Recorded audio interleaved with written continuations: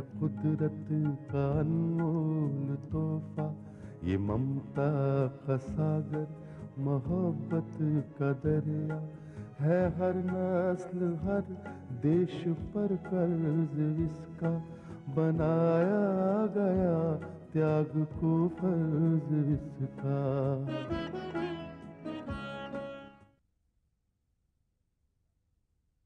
देखिए, ऐसी कोई बात नहीं है। सच बात तो यह है कि मैं सबा से प्यार करता हूं और मैं उसके बगैर जिंदा नहीं रह सकता। आप अगर इजाजत दें तो मैं शादी करने के लिए तैयार हूं। जफर साहब, अंधे को क्या चाहिए? 2 आंखें, हमें कोई एतराज नहीं है। मगर मुझे एतराज है। माना कि तुम मेरी बेटी से प्यार करते हो, उससे शादी भी करना चाहते हो, मगर यह फैसला तो तुम्हारा है ना। जफर मियां, ये बताओ कि इस बारे में तुम्हारे माँ बाप का क्या ख्याल है? देखिए, मैं अपने घर वालों को मना लूंगा। नहीं जफर मियां, नहीं। पहले ये बात अपने घर वालों के सामने रखो। उन्हें बताओ कि जिस लड़की से तुम प्यार करते हो, जिसे शादी करना चाहते हो, वो कौन है, किसकी बेटी? अपने माँ बाप को सच सच बता दो। अगर वो हमारे घर आना चाहें तो उन्हें लेकर आओ। मैं उनसे कुछ नहीं छिपाऊंगा, ना ही अपने बारे में, ना ही अपनी बहन के बारे में, और ना ही अपनी बेटी के बारे में। हाँ, अगर इसके बाद भी वो लोग शादी करने को तैयार हैं, तभी ये शादी हो सकती है। तुमने तो हाँ कर दी, मगर हमारी हकीकत जानने के बाद अगर तुम्हारे घर वालों ने शादी से इनकार कर दिया तो यह जिल्लत हमारे हिस्से में आएगी। जफर मियां, बहुत जिल्लत सह चुके हैं हम, बहुत जिल्लत सह चुके हैं। अब हिम्मत नहीं है सहने की। तुम मेरी बात का बुरा मत मानना, मुझे इस रिश्ते से बिल्कुल इनकार नहीं है, मगर मैं जानता हूं यह फैसला तुम्हारा जज्बाती है, और यह फैसला तुम्हारे माँ बाप, तुम्हारे रिश्तेदार कभी गंवारा नहीं करेंगे। जफर मियां, हम जैसे भी हैं अपने घर में हैं, अब और अपनी इज्जत का तमाशा नहीं दिखाएंगे। खुदा के लिए यहां से चले जाओ।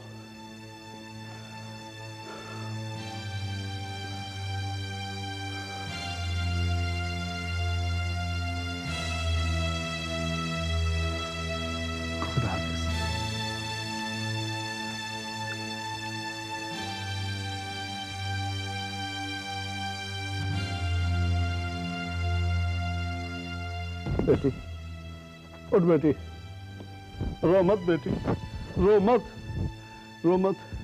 अरे मैं तेरा बाप हूं, कोई दुश्मन नहीं हूं। मैंने जो कुछ भी किया तेरी भलाई के लिए किया, मुझ पर यकीन कर। जिस दिन तेरी डोली इस घर से उठेगी, इज्जत के साथ उठेगी, वरना नहीं उठेगी, नहीं उठेगी।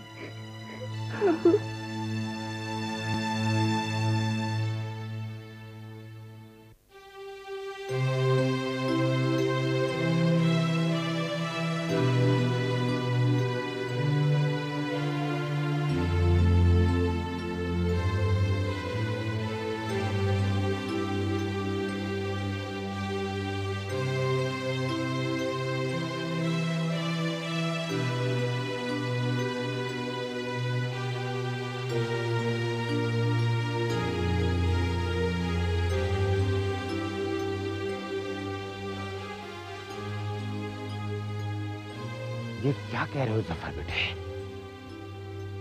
किसकी बेटी है वो? किस खानदान से है? कैसे लोग हैं वो कैसे लोग हैं, उनका खानदान क्या है, इन सब बात से मुझे कुछ लेना देना नहीं। मैं सिर्फ इतना जानता हूं कि मैं सबा से प्यार करता हूं, बस। बेटे, तुम्हारा ये फैसला जज्बाती है। तुमने अकल से और उससे काम नहीं लिया है। अरे सबा तो वो लड़की है जिस पर अदालत में इल्जाम लगे थे बदचलनी के। अब्बू, पर वो इल्जामात तो सब गलत साबित हो गए थे ना।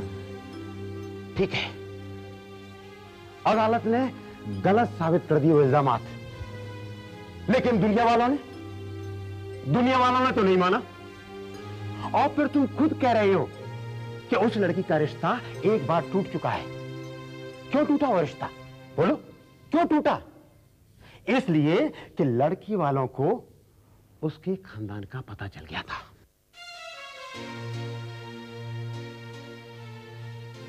जफर बेटी, हमने इसलिए तो तुम्हें पढ़ा लिखा कर इस काबिल नहीं बनाया कि तुम जज्बात की रौ में बहकर कोई गलत फैसला कर लो। बेटा, ये शादी ब्याह का मामला है, तुम्हारी जिंदगी का फैसला है।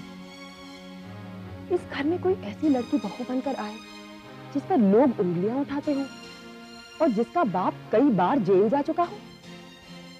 तुम्ही ने तो उसकी शिनाख्त की थी एक मर्तबा। वो तो बहुत खतरनाक आदमी है। पर अम्मी, अब उस इंसान ने अपने गुनाहों से तौबा कर ली है और एक अच्छा इंसान बन गया वो। बेटे, तुम समझने की कोशिश क्यों नहीं कर रहे हो? ऐसे लोगों से रिश्ता हमारे रिश्तेदारों को मंजूर नहीं होगा। क्या कहेंगे लोग? बाप मुजरिम, जिसकी बहन का पता ही नहीं कि वो किस तरह की औरत है। बेटा, तुम जिस लड़की से शादी करना चाहते हो उसका दामन भी तो पाक नहीं। नहीं बेटा, नहीं। ये शादी खाना आबादी नहीं होगी। ये शादी तो इस घर की बर्बादी होगी। वाह वाह अहमद मियां, वाह। ये सब भाई, आप सुना आपने जफर मियां क्या कह रहे हैं? जी हाँ, इतनी देर से सुन ही रहा था। बल्कि सुनोबर बेटी और प्रगति बेटी ने भी मुझे सब कुछ सुना दिया है। तो समझाइए ना आप उसे। बोलिए, रिश्ता हम लोग का रिश्ता उससे नहीं हो सकता, ये हमारे काबिल नहीं है। मैं तो कुछ और ही सोच कर आया था अहमद मियां। क्या सोच कर आए थे आप? यही कि आप इस रिश्ते के लिए फौरन हाँ कर देंगे। ईसा भाई सुलह ने सच कहते हैं। हम लोग तो यही सोचकर यहाँ आए थे कि जफर मियां की शादी सबा के साथ ही होगी। आप लोगों का दिमाग तो खराब नहीं हो गया है? अरे जफर मियां तो बच्चे हैं, ये जवानी के जोश में जज्बाती हो सकते हैं, मोहब्बत उनको दीवाना बना सकती है। लेकिन ऐसा भाई, हम और आप तो समझदार हैं, जानबूझकर मक्खी तो नहीं निगल सकती। अहमद मियां, जफर मियां ने जो भी फैसला किया है वो जज्बाती नहीं है, बल्कि ऐन इंसानियत के तौर पर किया है। तो आप चाहते हैं कि मैं इस रिश्ते के लिए तैयार हो जाऊं, इसी की तरह दीवाना हो जाऊं, और मैं उस घर में रिश्ता लेकर जाऊं जो दुनिया भर में बदनाम है। और वो बदनामी भी गैर वाजिब नहीं है। दुनिया जानती है उस रशीद लफड़े को, दुनिया जानती है उसकी बहन फरीदा को, दुनिया जानती है उस सबा को। अहमद मियां, जो कुछ हम जानते हैं शायद वो दुनिया नहीं जानती। कहना क्या चाहती हैं आप? दुनिया शायद ये नहीं जानती अहमद मियां कि एक वक्त ऐसा था जब अब्बास मियां नशे बर्बादी की दहलीज तक पहुंच चुके थे, और उस वक्त मेरी बेटी सुनोबर ने उनसे शादी की थी अपना घर बार छोड़कर। तब ये दोनों नम्रता के चंगुल में फंस चुके थे। मुझे अच्छी तरह याद है वो वक्त जब अब्बास मियां जिंदगी और मौत की लड़ाई लड़ रहे थे और मेरी बेटी सुनोबर अपनी इज्जत और आबरू बचाने के लिए लड़ रही थी। मुझे अच्छी तरह याद है वो वक्त जब प्रगति बेटी पहली मर्तबा हमारे घर में आई थी। उसने जब सुनोबर की तस्वीर देखी तो वो चौंक गई, और जब उसे मालूम पड़ा कि सुनोबर मेरी बेटी है तो उसने सुनोबर को नम्रता के चंगुल से बचाने की कसम खाई थी। मगर किसी को नम्रता जैसी औरतों के चंगुल से बचा पाना कोई आसान काम नहीं है। ऐन उस वक्त फरीदा हमारी जिंदगी में आई थी और उसने अपनी जान की परवाह किए बिना सुनोबर और अब्बास मियां को नम्रता के चंगुल से बचाया था। अब जरा तसव्वुर कीजिए, अगर फरीदा ने हम पे इतना बड़ा एहसान ना किया होता तो क्या मेरी बेटी सुनोबर आज दुनिया को मुंह दिखाने लायक होती? क्या अब्बास मियां उन हालातों में इस दुनिया में रह पाते? उस नेक औरत का हम एहसान भी नहीं मानते? शायद आप ठीक कहते हैं। आप उस घर में रिश्ता कैसे कर सकते हैं? सोलानी सच कहते हैं अहमद भाई। रही बात सबा की, तो हमें यह नहीं भूलना चाहिए कि वो भी नम्रता की साजिश का शिकार थी, लेकिन अदालत ने उसे पाक दामन साबित किया था। मगर आपने सही कहा अहमद भाई, उस घर में हमारा रिश्ता कैसे हो सकता है? वो इतने घटिया लोग हैं और हम इज्जतदार और बड़े लोग हैं, है ना ईसा भाई? मेरे ख्याल से हमने यहाँ की गलती की है मूसा। चलो चलें। ईसा भाई रुक जाइए। ईसा भाई, मूसा भाई, दरअसल गलती हम से हो रही थी। झूठी शान का पर्दा पड़ गया था मेरी आंखों पर। हम ये भूल ही गए थे कि सचमुच अगर फरीदा नहीं होती तो आज न हमारे घर रोशनी होती और न तुम्हारे घर। हम औलाद का चेहरा देखने के लिए तरस जाते हैं। ईसा भाई, हमसे बहुत बड़ी भूल हो रही थी। ये तो बहुत बड़ी एहसान फरामोशी हो जाती है फरीदा के साथ, लेकिन अब ऐसी गलती नहीं होगी। अब इस घर में सबा बहू बनकर आएगी, मगर इससे पहले हम प्रगति के पास जाएंगे। देखा मूसा, अब लग रहा है कि ये हमारे अहमद भाई बोल रहे हैं। अंकल, आपने अब्बू को हकीकत बता के उन्हें एक बहुत बड़े गुनाह से रोक लिया। अंकल, आप वाकई तारीफ के लायक हैं। अरे बेटा, हमारी क्या तारीफ है, तारीफ तो अपने अब्बू को कहो। भाई, आपने बहुत अच्छा ये फैसला किया है कि सबा को अपनी बहू बनाएंगे। दुनिया में सबसे बड़ा नेक काम करेंगे आप। अरे यार, इस खुशी में गले तो मिलो। जरूर।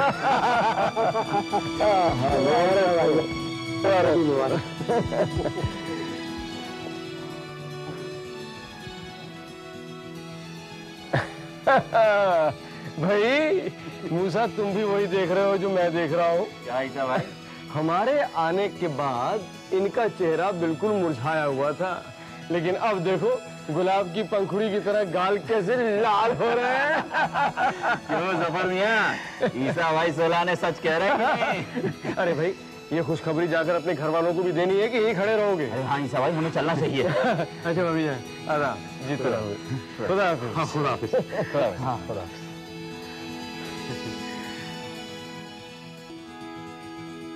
बेटे, वाकई तू बहुत बड़ा डॉक्टर है। इंसानी चेहरों का प्लास्टिक सर्जरी करके तू उनको खूबसूरत तो बनाता ही है, लेकिन आज तूने इस बिगड़े हुए हालात की प्लास्टिक सर्जरी करके इसके हालात को संभाल दिया। तुमने बड़े ही सवाब का काम किया है। अल्लाह तुम्हें इसका अजर जरूर देगा।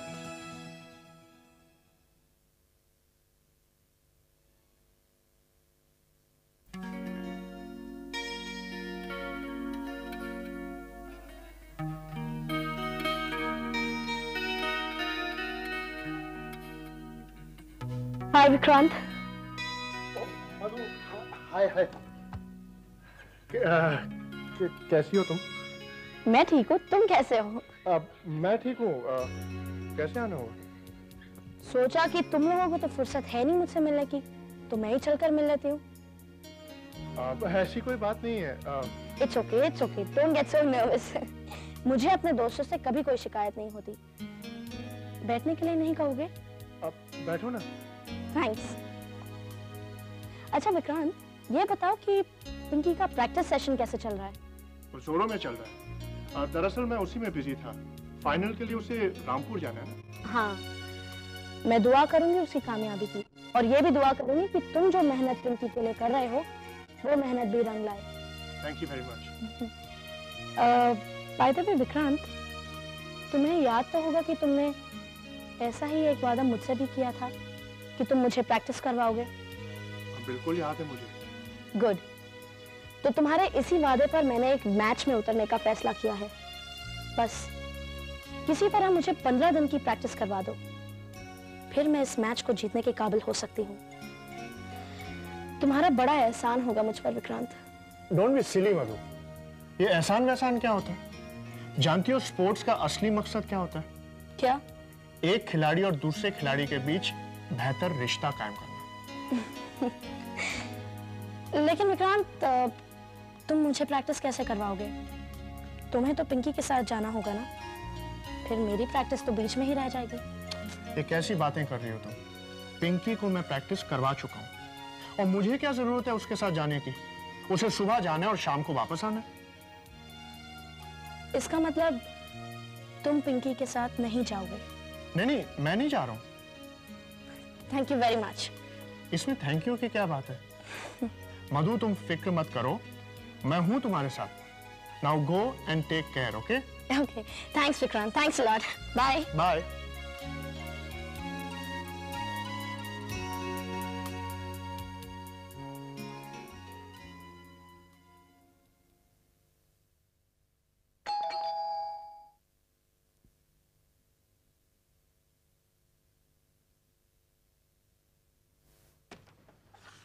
नमस्ते। अरे आनंद, तुम? हाँ राजेश बाबू। आओ अंदर आओ, बैठो। बहुत जरूरी काम से आया था मैं आपके पास। कहो, क्या बात? राजेश बाबू, बहुत दिनों से एक बात करना चाहता था आपसे, मगर प्रगति के होते हुए वो बात करना मुमकिन नहीं था। वो अपनी डिजाइन्स का शो करने के लिए दुबई गई है, तो मैंने सोचा ये अच्छा मौका है आपसे बात करने का। कहो, क्या बात? राजेश बाबू, प्रगति को मैंने बहुत समझाने की कोशिश की जब उसने अंजू के ससुर को अपने यहाँ काम पर रखा था, मगर ना प्रगति ने मेरी बात मानी और ना ही अंजू ने। साफ साफ कहो आनंद, बात क्या है? राजेश बाबू, आपने एक बात पर गौर नहीं किया कि ठाकुर एंड ठाकुर वालों ने प्रगति क्रिएशंस की डिजाइन्स की जो चोरी की थी वो उन तक पहुंची कैसे? वो उन तक पहुंची कैसे, उससे क्या फर्क पड़ता है Anand? Designer of the year award Pragati को मिल चुका है, और ठाकुर एंड ठाकुर को अपने किए की सजा भी मिल चुकी है। मगर राजेश बाबू, मेरा सवाल तो अपनी जगह अभी भी है कि ये माल उन तक पहुंचा कैसा? तुम्हारा इशारा कहीं? हाँ राजेश बाबू, मेरा इशारा अंजू के ससुर गुप्ता की तरफ है। वो प्रगति क्रिएशन में चिंगारी की तरह आकर बैठा है, और ये चिंगारी एक ना एक दिन आग बनकर भड़क सकती है। मुझे पूरा यकीन है राजेश बाबू कि ये काम गुप्ता का ही है, और खतरे की बात तो ये है कि वही आदमी हमारा स्टोर इंचार्ज है। राजेश बाबू, ये आदमी बड़ा ही क्रिमिनल मेंटालिटी का है।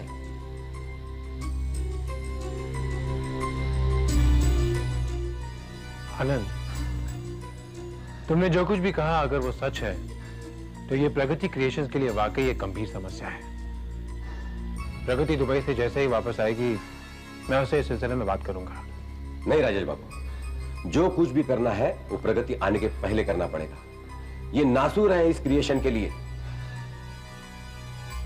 लेकिन आनंद, कोई भी फैसला करने से पहले या कोई भी एक्शन लेने से पहले मैं अपने आप को ये इत्मीनान दिलाना चाहता हूं कि वो वाकई दुश्मन के साथ मिला हुआ है। राजेश बाबू, अगर आप कहें तो मैं उसे रंगे हाथों पकड़वा दूं। अगर ऐसा वाकई में हो गया आनंद, तो मैं तुम्हें यकीन दिलाता हूं कि गुप्ता प्रगति क्रिएशंस के आसपास भटकेगा भी नहीं। बस राजेश बाबू, फिर आप समझ लीजिए कि उस गुप्ता की पाटिया गुल। गुप्ता जी चाय ले आया बे चाय? चाय भी लाया हूँ, तुम्हारे लिए कुछ और भी लाया हूँ। और क्या लाया बे मेरे लिए? बाहर गाड़ी में विनोद साहब आए थे। बोल रहे विनोद साहब? हाँ, और तुम्हारे लिए चिट्ठी दे गए। कौन सी चिट्ठी?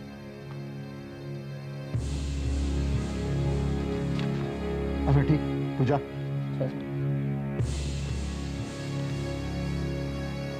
नए डिजाइन का बक्सा लेकर पहुंच जाओ।